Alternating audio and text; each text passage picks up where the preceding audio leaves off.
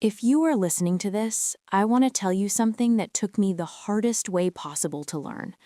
The people closest to you, the ones you trust completely, the ones you have let into the most intimate corners of your life, can be the very ones plotting against you. And sometimes, the person sleeping beside you at night and the person you call your best friend are conspiring to destroy everything you've built. So let me start at the beginning, not my tragedy, but my foundation. Because the values my family instilled in me, the love, the honesty, the belief in my own power, those are the things that saved me when everything threatened to crumble. My family was not just wealthy in money, though we were comfortable. We were wealthy in love, in integrity, and in the absolute conviction that I could be anything I wanted to be. My father, James Jackson Sr., was a corporate attorney. He was brilliant, meticulous, the kind of man who read every contract carefully, who never missed a detail, who understood that words on a page could determine someone's entire future. "Pay attention," he used to tell me. "The devil is in the details. People who don't read the fine print are people who get taken advantage of." He made excellent money, but more importantly, he raised me to understand the value of financial independence. He taught me that money wasn't just currency, it was power, it was freedom, it was security. My mother, Victoria Jackson, was a physician. She was compassionate, brilliant, the kind of woman who could walk into a room and command respect simply through her presence and her intellect. "Never depend on anyone else for your survival," she used to tell me. "Make yourself indispensable. Make yourself valuable. Make sure that you can take care of yourself, always." I had one younger brother, Marcus, who was 4 years younger than me. He was protective, observant, and he had a keen sense of when something wasn't right. He would become my anchor in the storm. I was born in 1990, and I grew up watching my parents build successful careers while maintaining a strong marriage built on respect and honesty. I watched my father review documents carefully. I watched my mother command rooms full of colleagues. I watched them communicate with complete transparency with each other. They didn't keep secrets. They didn't deceive. They showed me what a real partnership looked like. My parents taught me core values, and they lived them every single day. The first value was financial independence. Never, ever depend on someone else for money. Build your own career, earn your own income, own your own resources. This is your power, and you must protect it fiercely. I watched my mother refuse to combine bank accounts with my father until they were married for 5 years. She said, "I love him, but love doesn't mean I should give up my financial autonomy." The second value was trust but verify. Love people, open your heart, but always, always verify. Read what you sign, know where your money is, understand your accounts. Love doesn't mean you check your brain at the door. I watched my father review every single financial transaction in their household. He said, "It's not because I don't trust my mother, it's because I trust myself to be informed and present." The third value was intuition matters. If something feels wrong, investigate it. Don't dismiss your gut feeling just because someone you love is telling you everything is fine. I watched my mother question unusual medical recommendations from colleagues, do her own research, and discover that her instincts were often right. The fourth value was know your worth. You are valuable. You are intelligent. You are capable. Never let anyone make you question this. Never let anyone convince you that you need them more than they need you. This was the value that would save me. I was a child who understood, even then, that beauty was both a gift and a liability. I was beautiful. I knew it because people told me constantly. Teachers commented on my appearance. Other children's parents noticed me. Boys wanted to date me. The world seemed to open doors simply because of how I looked. But my parents taught me something crucial. "Your beauty is temporary," my mother said when I was 14, "but your mind is forever. Your beauty will fade, but your mind will get sharper. Make sure you build your life on your intelligence, not on your appearance. Build your life on what you know, not on what you look like. I listened. I became obsessive about school. I got straight A's. I was the valedictorian of my high school. I went to Northwestern University and studied business and finance. I was going to build something. I was going to be someone, not because I was beautiful, but because I was brilliant. By the time I was 25 years old, I had built a successful career as a financial analyst. I was making excellent money. I had my own apartment. I had my own investments. I was financially independent and proud of it. And then I met him. His name was David Turner, and I had known him vaguely in college. He was in my economics class senior year. He was charming, ambitious, the kind of guy who made everyone around him feel important. We reconnected at a class reunion when I was 26. He remembered me. He said he had always noticed me. He asked me to dinner. I said yes. David was everything a woman in her mid-20s might want. He was handsome. He was ambitious. He talked about his dreams to start a business. He told me I was brilliant, that he admired my mind, that I was exactly the kind of woman he wanted in his life.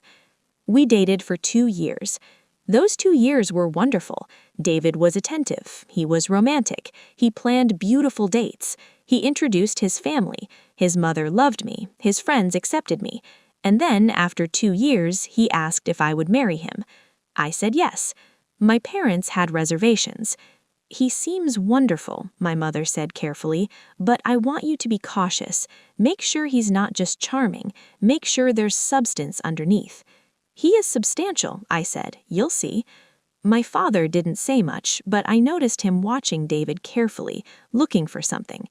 I didn't understand the caution. I was in love. We got married when I was 28. The wedding was beautiful. I wore my mother's diamond earrings. My father walked me down the aisle. It felt like a fairy tale. David and I bought a house together. I kept my own bank account, something my mother had insisted on. She said, it's just smart, not because you expect to need it, but because it's practical. David started talking about his business plans almost immediately. He wanted to start a consulting firm. He would need some capital to get started. Could he borrow from my savings? Not borrow. My savings are my security, but you could have some of my current income to invest in your business if you think it's viable. Of course I'll pay it back. Once the business is successful, I'll pay you back everything. My father said something to me. We were having lunch, just the two of us. How much are you giving him? He asked. About $50,000, I said, for his business startup costs. My father was quiet for a moment. Do you have documentation of this? What do you mean? I asked. He's my husband. Yes, he is, my father said carefully, which is exactly why you need documentation. If something happens to your marriage, if things go badly, you need to be able to prove that you lent him this money, not gave it to him. You need a promissory note. Dad, I started. It's not cynical, he said gently. It's protecting yourself. Sophia, I'm telling you this because I love you. Always protect yourself, even with people you love. I made David sign a promissory note. It was awkward, but he did it. I told myself it meant nothing. It was just a formality. Looking back, it was the most important piece of paper I would ever have. The first few years of our marriage seemed good. David was working on his consulting business, though it wasn't taking off as quickly as he had hoped. Give it time, he would say. These things take time to build. Meanwhile, my career was flourishing. I was promoted to senior financial analyst, then to portfolio manager, then to vice president of investments.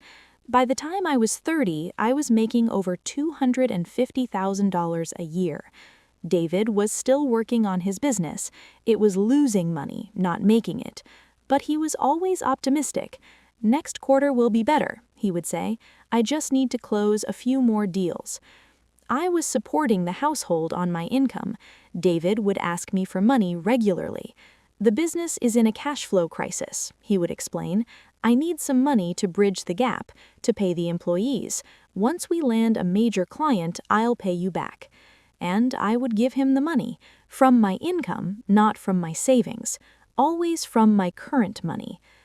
My mother noticed this when she came to visit. "How much have you given him, Sophia?" she asked when we were alone. "I don't know, maybe 100,000? It's an investment in our future." "Or," my mother said quietly, "it's your money being spent on a business that isn't viable. Mom, he's my husband."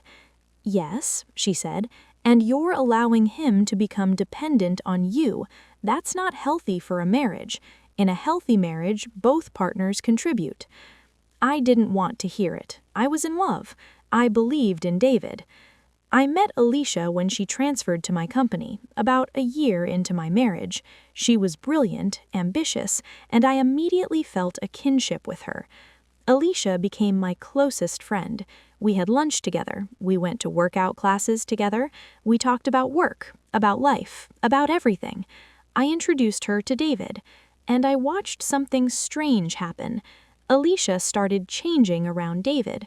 She would suddenly become more flirtatious. She would touch his arm when he said something funny. She would laugh a little too loudly at his jokes. I told myself I was being paranoid. She was just friendly. David seemed to enjoy her company. He would ask when she was coming over. He would make sure he was home when she visited. I pushed down the feeling of discomfort that was growing in my chest. Alicia was my best friend. David was my husband. What was I afraid of? Around year 4 of our marriage, I started noticing things. David was always on his phone. He said it was business calls, but I noticed him hiding the screen when I came into the room. He was spending more time at the office, even though he worked for himself from home. "I'm meeting with a potential client," he would say, but he wouldn't give me details. He was dressing nicer, wearing better cologne, spending more time on his appearance. I asked him about it once. "A man can want to look good," he said dismissively. "It's for business. First impressions matter." I noticed that Alicia was around more frequently. She would text me to hang out, but then David would end up coming along. "I have the day off," he would say casually. "Do you mind I join you too?" And I would say no, I didn't mind, even though part of me was screaming that something was wrong. I finally confronted David about my feelings one evening. "Do you find Alicia attractive?" I asked. He laughed. "Why would you ask that?" "Because you seem very interested in spending time with her." "Sophia, she's your best friend. Of course I'm friendly with her.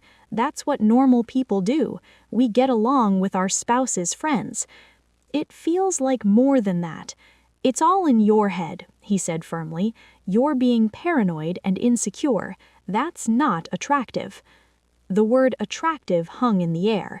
Was I being attractive? Was I doing enough to keep my husband interested? I realized I had started to doubt myself. "I'm sorry," I said. "I know I'm being silly." David smiled and kissed my forehead. "You're just stressed with work. You're not thinking clearly." And I accepted that explanation. I made myself believe it. I pushed down my intuition. My father called me that week. "How are you?" he asked. "I'm good," I lied. "Everything is fine." But my father was perceptive. "Sophia, you're not fine. What's happening?" I wanted to tell him, but I didn't want to admit that my intuition about David might be right. "Everything is fine, Dad," I repeated. He didn't push, but I heard his worry in his silence. It was a Tuesday in March.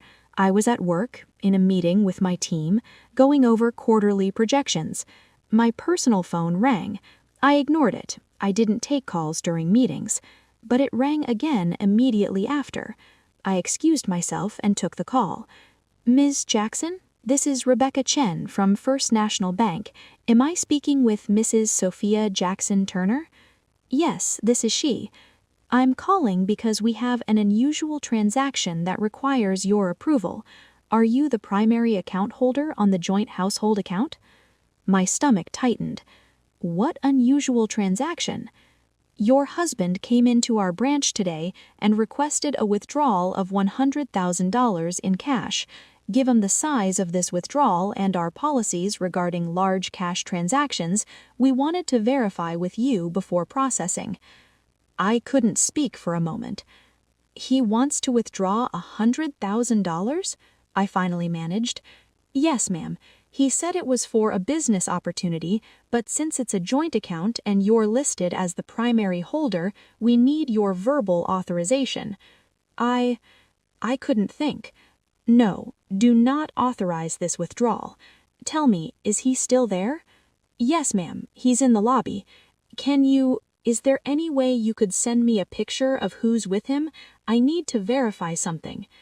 I'm not sure if we can do that, ma'am. Let me ask my manager. There was a pause. Then, we can do it. What's your email? I gave her my email address. I was shaking. In my office, at my work, I was shaking. Within 2 minutes, an email arrived in my inbox. The image was of David in the bank, and standing beside him, with her hand on his arm, was Alicia. I left work immediately. I drove to the bank. I wanted to see this with my own eyes. When I got there, they were gone. The bank manager, Rebecca Chen, met with me privately. What happened? I asked. When we told him that we needed to verify the withdrawal with you, he became very angry. He said he would come back another time. Then the woman who was with him pulled him out of the bank.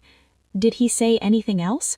He said that he was authorized to access the account, that he could withdraw whatever he wanted.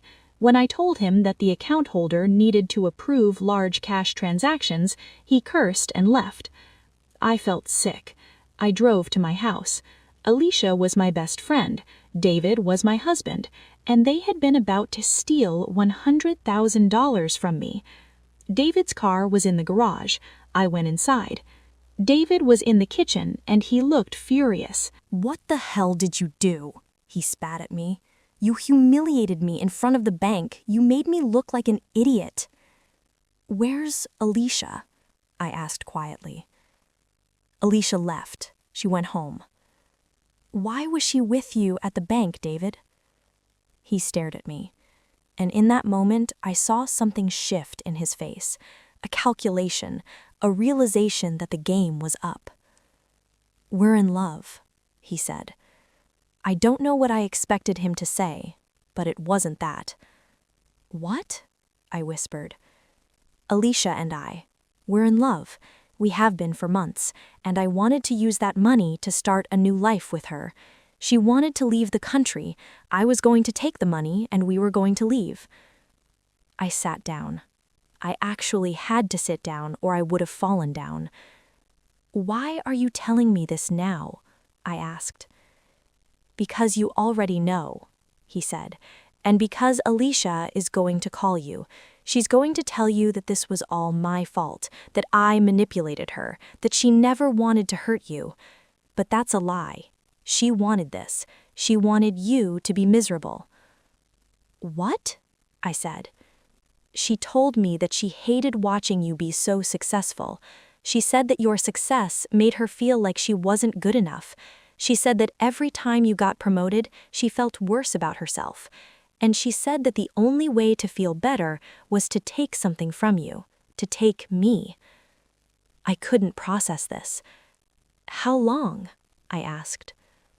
"About 6 months, maybe more." "And the $100,000? "I was going to pay it back," he said, but I could hear the lie in his voice. "No, you weren't," I said quietly. He didn't respond, because we both knew it was true. I went to my safe box where I had kept copies of all my important documents. The promissory note that David had signed when he borrowed the $50,000 for his business, the business that had never made money, was still there, and I had records of every transfer I had made to him since our marriage, over $200,000 in total, $150,000 that I had lent him that he had never paid back. I called my father. "Dad," I said, "I need you to recommend a lawyer." He didn't ask questions. He knew that something had happened. "I'm calling my colleague Patricia Liu," he said. "She specializes in divorce and financial fraud cases. She's the best. She'll take your case. Tell her I sent you." When I met with Patricia, she read through all my documents carefully. "This is actually quite clear," she said. "You have documentation of the money you lent him, you have the promissory note, you have bank records. What you don't have documentation of is your income and assets. Let me ask you something. Is your paycheck going directly to the joint account?" "Yes, I direct deposit my entire salary." Patricia's eyes widened. "The entire salary?" "Yes.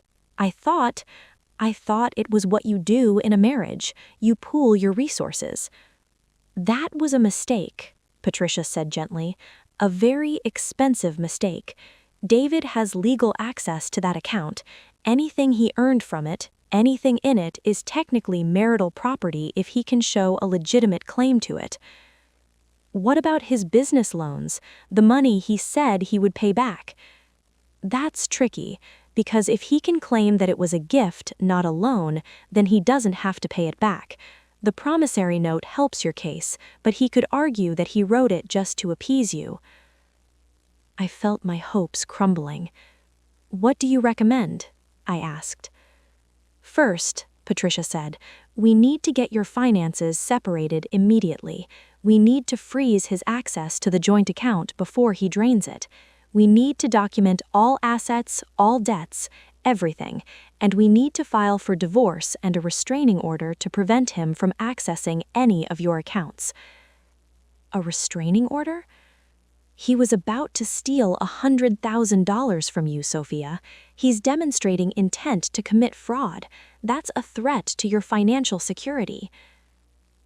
When I filed for divorce, I learned something shocking. David and Alicia had been planning this much longer than 6 months. There were emails between them dating back over a year discussing the plan. "We'll take the house and the savings, enough to start over," one email said. "She won't even know what hit her," Alicia had written. Another email: "She's so naive. She trusts him completely. All we have to do is wait for the right moment, take the money, and leave." These emails became exhibits in my divorce case. David's lawyer argued that the emails were taken out of context, that they were just Alicia's fantasy and David wasn't serious about following through. But David was at the bank. David had requested the $100,000. David had lied about where it was going. He was serious. The divorce proceedings took 8 months. The judge looked at all the evidence, the emails, the bank records, the promissory note, the fact that David had tried to steal $100,000. The judge also looked at the assets, our house, which we had bought together, but which I had paid the down payment for and which was in my name, our investments, our savings.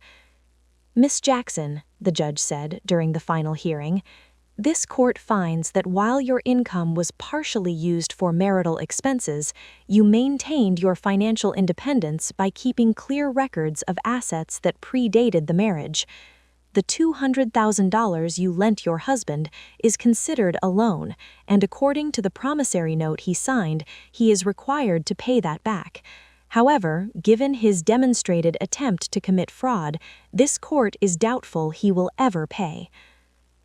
The judge ordered David to pay alimony, not because I needed it, but because the judge said it was a matter of principle. David had to acknowledge his responsibility. The judge also issued a restraining order preventing David from accessing any of my accounts. And finally, the judge said this: "Mr. Turner, you attempted to commit fraud. The only reason you did not succeed is because your wife maintained careful records and kept her accounts protected. You will not receive half of her premarital assets. You will not receive the house. You will receive $30,000 from the marital assets as a settlement, and you are required to pay $150,000 back to your wife for the loans she made to you. You are also required to pay alimony in the amount of $1,000 per month for the next 5 years." David didn't have the money to pay the lump sum. He was ordered to pay it in installments over the next 10 years. It would take him a decade to even begin to pay back what he owed. But even more shocking was what happened with Alicia. The company found out about the emails and her involvement in the fraud scheme. She was fired immediately. Her career in finance was essentially over. No company would hire someone with that kind of ethical violation on their record. She tried to reach out to me a few days after the judgment. Sophia, her voicemail said, "I'm so sorry. I was confused. David manipulated me. I never wanted to hurt you. I was jealous of your success, but that doesn't excuse what I did." I didn't call her back. A week later, she sent me an email. "I've moved back to Chicago. I'm starting over. I understand if you can't forgive me, but I want you to know that I was wrong. You didn't deserve this." I still didn't respond. A year later, I heard through the grapevine that she was working as a receptionist at a small law office, making a fraction of what she used to make. She was living alone, having isolated herself from everyone. She had burned through her savings. She had destroyed her own life more effectively than she could have destroyed mine. After the divorce was final, I took time to process everything. I saw a therapist. I grieved the marriage I thought I had. I grieved the friendship I thought I had with Alicia. But I did not dwell in that grief, because I had learned something crucial from watching my husband and my best friend conspire. My own self-reliance was my superpower. My mother came to visit me about 3 months after the divorce. "I want to say I told you so," she said as we sat in my kitchen. "You can," I said, "but I won't, because you already know. What I want to know is, what are you going to do now?" "I'm going to be smarter," I said. "I'm going to be more careful. I'm going to protect myself." "No," my mother said, "you're going to be wiser. There's a difference. Smart is about protection. Wise is about understanding people clearly and making decisions based on that understanding." She was right. I didn't become cynical. I became discerning. I threw myself into my work. I had been promoted to vice president of investments. Now I wanted to become managing director. I worked harder. I took on more clients. I grew my portfolio. I was ruthless in my approach and thoughtful in my strategy. Within 2 years, I was promoted to managing director. My salary increased to $400,000 a year. My investments were thriving. I was building real wealth, not just income, but assets that would sustain me. 3 years after my divorce, I bought a new house. Not with David, not with anyone, just me. I bought it in my name alone. I decorated it exactly how I wanted. I filled it with things that made me happy. I created a sanctuary that belonged entirely to me. I also started investing in real estate. I bought a rental property, then another, then another.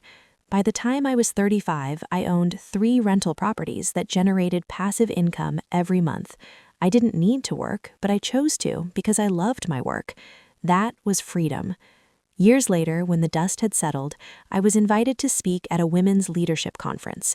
The organizers asked me to talk about my journey. "I want to tell you something," I said to the audience of accomplished women, "that took me a lot of pain to learn. Your success is not a threat. Your intelligence is not a liability. Your financial independence is not selfish." I told them about David and Alicia. I didn't spare any details. "I made mistakes," I said. "I ignored my intuition. I gave away financial control that I shouldn't have given away. I failed to verify what people were telling me just because I loved them. But the mistake that saved my life was the one I didn't make. I kept my own bank account. I made my father document the loans I gave my husband. I maintained a degree of financial independence even when I thought I didn't need it." I paused. "If you take nothing else from my story, take this. Love your partner, but don't lose yourself. Trust people, but verify. And never, ever give up your financial independence. Not for love, not for family, not for anyone. Because your financial independence is your freedom, it's your power, and once you give it away, it's very hard to get back." My father passed away 3 years after my divorce. He was a strong man who had lived a full life, but before he died, he took me to lunch. "I'm proud of you," he said simply. "For what?" I asked. "For choosing the wrong man? For almost losing everything?"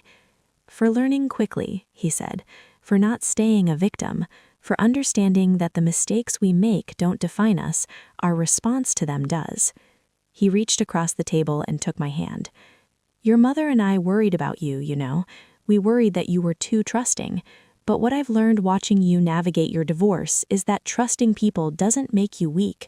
Not verifying what they tell you makes you weak. Ignoring your intuition makes you weak. But you did neither of those things. You asked questions, you kept records, you trusted yourself. I shouldn't have trusted David. No, his father agreed, but you shouldn't have been so trusting that you completely lost yourself either. And you didn't. That's the victory, Sophia. Not that you avoided betrayal, but that when you were betrayed, you knew how to protect yourself. By the time I was 40, I had built something remarkable. I was still managing director at my firm, but I had also started my own financial advisory business on the side. I specialized in helping women, divorced women, single women, women starting over. I had helped over 500 women secure their finances in a way that protected them from the kind of predatory behavior that David and Alicia had attempted. My rental properties were generating $30,000 a month in passive income.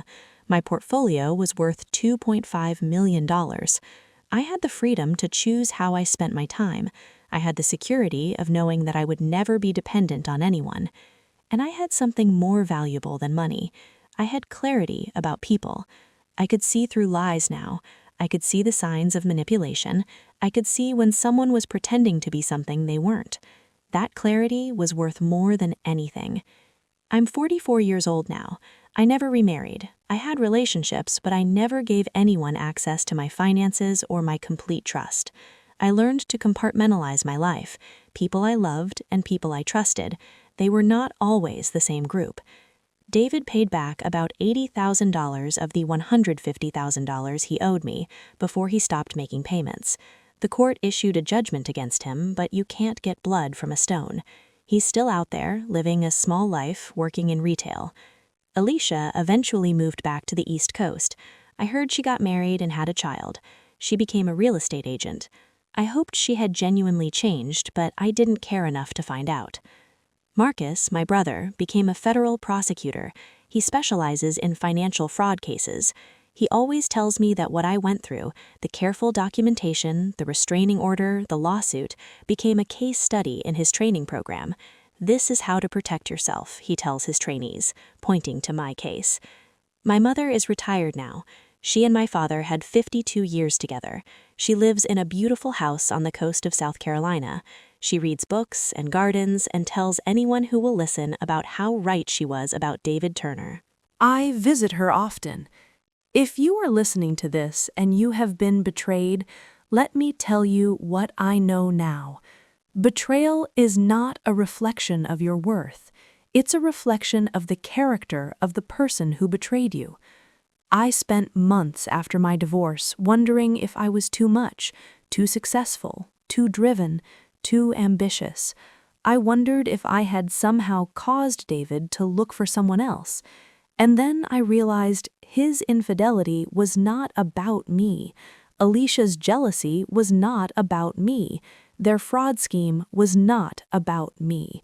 It was about them, about their insecurity, about their lack of character. I could not have prevented it by being less successful. I could not have prevented it by being more attentive. I could not have prevented it by being anything other than what I was. What I could do, and what I did do, was protect myself. The fact that I kept my own bank account saved me. The fact that I asked my father to document the loans saved me.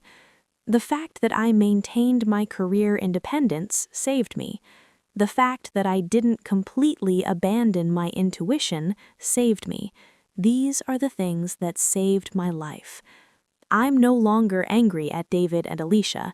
That anger served its purpose. It gave me the energy to fight back, to hire a lawyer, to go through the legal proceedings. But I released that anger years ago. What I feel now is pity. Pity for David, who never built anything real in his life, who was so insecure that he needed to tear down a woman who was successful just to feel like he was worth something. Pity for Alicia, who had such low self-esteem that she could only feel good about herself if she was destroying someone else. And sadness for both of them, because they will never experience what I experience now, the genuine freedom that comes from earning your own way, from being able to take care of yourself, from not needing anyone else to validate your worth. But the real victory is this: I am free. I don't have to answer to anyone. I don't have to ask permission. I don't have to justify my choices. I can work or not work. I can travel. I can invest in whatever I want. I can take risks because if I fail, I only hurt myself. I have built a life that belongs entirely to me, and no one can ever take that away, because I did it without needing anyone's help, and I can rebuild it if I have to. That is the power that my parents gave me, and that is the power I now give to other women. These words were spoken to me by my father one evening, about a year after my divorce was finalized. Sophia, I want you to know something. Your mother and I, when we raised you, we were intentional about one thing. We wanted you to be able to stand alone, not because we didn't want you to love anyone or build partnerships, but because we wanted you to understand from the deepest level that you are enough on your own. The fact that you have a partner, if you choose to have one, that should be a choice, not a necessity. David tried to take that from you, and for a moment he succeeded, but he couldn't take away the core of who you are. He couldn't take away your intelligence. He couldn't take away your work ethic. He couldn't take away your ability to earn. That's what saved you, Sophia. Not your beauty, which was a gift but was temporary, not your charm, which was lovely but was surface level, but your capacity to take care of yourself. Hold on to that. Always hold on to that. And if you choose to love someone again, make sure they understand they are a partner in your life, not the foundation of your life. You are your own foundation, and you always will be. This story is not about a woman destroyed by betrayal. It is about a woman who was betrayed, who was hurt, who lost trust in people who were close to her, and who rose above it. It is about the power of having your own money. It is about the importance of maintaining your own identity. It is about the strength that comes from knowing your own worth. It is about the clarity that comes from understanding that other people's actions are not a reflection of your value. David and Alicia tried to steal from me. They tried to take my money, my dignity, my sense of security, but they failed. Not because I was stronger than them, not because I was smarter than them, but because I had listened to my parents, because I had maintained my independence, because I had refused to lose myself even in the midst of love. That is the real victory. Not the lawsuit, not the judgment, but the woman who stood in that courtroom and knew with absolute certainty that she would survive this, that she would thrive, that she would build something real. This is a little message that I have for all the women. I built that life, and I built it alone. To any woman reading this, please hear me. Keep your own bank account. Have your own credit cards in your own name. Have your own career and your own income. Invest in your own retirement. Build your own assets. This is not cynicism. This is not a lack of faith in your partner. This is wisdom.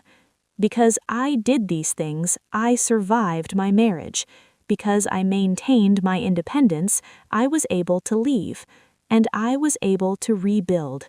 Whatever happens in your relationship, whether it lasts a lifetime or ends in heartbreak, you will need to know that you can take care of yourself. That is not selfish. That is survival. That is wisdom. That is love for yourself, which is the most important love you will ever have. Hold on to your power. Guard your independence, verify what people tell you, and trust yourself above all others. Because in the end, the only person you can truly depend on is yourself. And once you understand that, you are truly free.